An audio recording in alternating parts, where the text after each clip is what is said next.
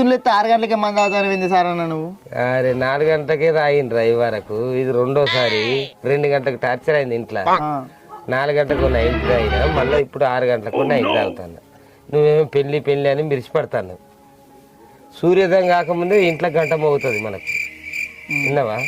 అద్దేపో ఇద్దేపో అది ఉంటే ఇది లేదు, ఇది ఉంటే అది లేదు అని చెప్పి ఎన్ని టార్చర్, ఎన్ని బాధలు, ఎన్ని లక్షలు వచ్చినా మనం భరించలేము. అసోడితే భార్య అంటే. విన్నావా?